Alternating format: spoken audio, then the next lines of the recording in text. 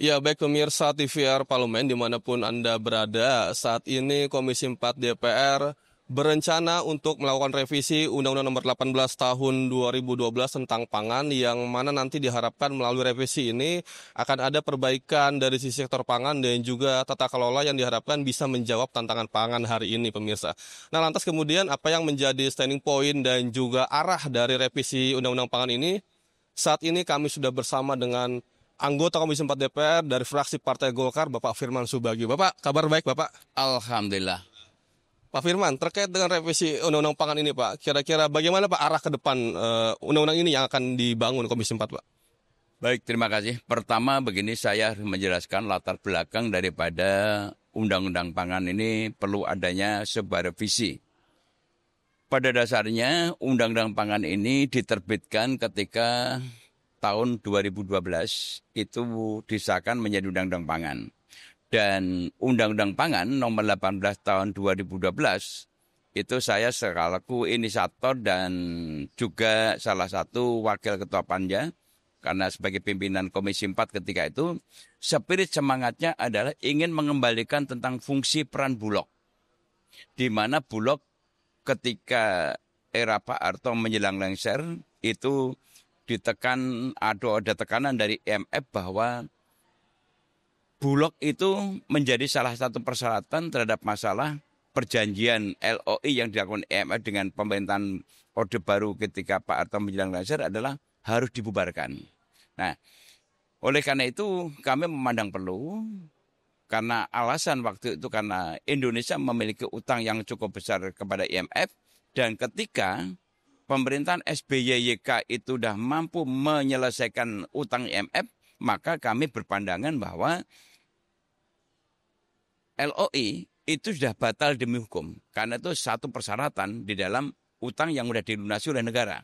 Oleh karena itu kami memiliki keinginan ketika itu spirit semangatnya adalah Undang-Undang Pangan ini ingin mengembalikan fungsi peran Bulog menjadi Bulog sebagai bapertok penyangga harga seperti di era sebelumnya. Kenapa itu penting? Karena Indonesia sebuah negara yang memiliki jumlah penduduk sampai sekarang 280 juta kurang lebih. Itu harus ada kemandirian pangan. Oleh karena itu di dalam Undang-Undang Pangan ini maka perlu dibentuk satu badan pangan yang namanya Bulog itu dikembalikan fungsi dan perannya. Bukan dibentuk badan pangan seperti sekarang ini. Nah, tetapi karena kebijakan-kebijakan politik daripada pemerintah maka dibentuklah badan pangan seperti sekarang ini. Di mana posisi Bulog menjadi lemah dan kemudian mata rantai distribusi, mata rantai pasok itu menjadi panjang. Sehingga proses-proses terhadap masa pengadaan pangan masyarakat ini menjadi sangat terganggu karena adanya proses-proses administrasi yang panjang. Dan terlalu banyak organisasi atau kelembagaan yang mengatur ada Menko Pangan, ada Badan Pangan, ada Kementerian Pertanian. Nah, ini yang akan kita perkuat lagi dalam undang-undang ini. Seperti yang tadi saya sampaikan bahwa ke depan undang-undang ini menjadi solusi. Oleh karena itu kami juga mempunyai gagasan pemikiran bagaimana ke depan itu kalau yang namanya Bulog ini menjadi Kementerian Pangan dan Kabulog dirangkap. Menteri Pangan sebagai sebagai regulator, Badan Kabulog nanti sebagai eksekutornya. Jadi satu kesatuan di dalam satu kementerian dan Bulog tadi. Nah, kalau dilakukan maka harus ada pemisahan. Di mana posisi daripada Kementerian Pertanian? Kementerian Pertanian adalah sebagai produsen pangan. Jadi di situ tidak ada campur tangan lagi masalah distribusi. Jadi Kementerian Pertanian itu adalah sebagai produsen pangan untuk memaksimal produksi dengan kualitas yang baik sebagaimana diamanatkan ke dalam Undang-Undang Pangan dan kemudian Bulog itu menguasai terhadap stok-stok pangan nasional itu bisa mencapai 50-60%, bahkan nanti targetnya 70%, bahkan kalau perlu sampai 80% dikuasai negara untuk rakyat. Sehingga pangan itu bisa dikendalikan oleh negara. Ini prinsip dasar, karena apa? Karena sandang papan pangan itu terjadi oleh negara sebagaimana amanat konstitusi. Kenapa itu menjadi penting? Karena rilis PBB juga pangan adalah bukan hak asasi manusia. Oleh karena itu negara harus betul-betul hadir melalui penguatan daripada undang-undang pangan ini. Karena Presiden Bapak Prabowo sudah membuat satu statement bahwa kembalikan Bulog seperti Bulog masa lalu. Pak, artinya kan secara implisit dikatakan bahwa Bulog itu layaknya jadi kementerian gitu Pak ya. Dan kira-kira apakah ada satu fondasi bahwa ketika misalnya jadi lembaga badan baru yang lebih kuat, apakah nanti kan akan berhadapan dengan para pemain-pemain di bidang pangan Pak itu. Nah itu kira-kira bagaimana? Apakah dari sisi legalitasnya bisa diperkuat atau mungkin jangan-jangan nanti ini bahkan menjadi persoalan baru karena akan ada satu beban anggaran baru yang diberikan dan gimana dalam konteks ini Pak? Enggak, justru tidak. Bulog itu sebetulnya lahir bukan dari kementerian, tapi Bulog akan diperkuat menjadi kementerian lembaga.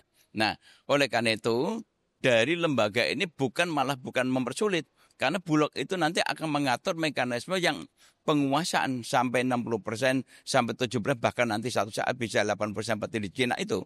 Itu Bulog kan tidak berdiri sendiri. Maka Bulog harus punya mitra-mitra. Siapa mitranya? Yaitu para petani. Petani-petani yang ada di desa itu melalui koperasi merah putih yang ada, itu nanti sebagai lumbung pangan di daerah, di desa, atau kemudian dari koperasi merah putih nanti itu yang akan bekerjasama dengan Bulog. Kemudian juga pelaku usaha, seperti pelaku usaha penggilingan padi skala menengah, skala kecil, itu nanti semua menjadi mitra Bulog. Pak Firman, terima kasih Pak setelah meluangkan waktu dengan kami Pak. Mudah-mudahan. Selamat bertugas kembali Bapak ya. Ya baik pemirsa, demikian wawancara kami dengan Bapak Firman Subagio selaku anggota Komisi 4 DPR terkait dengan revisi Undang-Undang 18 tahun 2012 tentang pangan yang diharapkan nanti akan memberikan penguatan lebih khusus kepada Bulog, yang mana nanti Bulog bisa mengatur sisi keluar masuk barang yang diharapkan bisa memberikan satu stabilitas harga yang baik, dan diharapkan dengan adanya penguatan ini harga bahan pokok pangan bisa lebih terkendali pemirsa. Nah pemirsa, demikian laporan dari kami, kembali ke studio.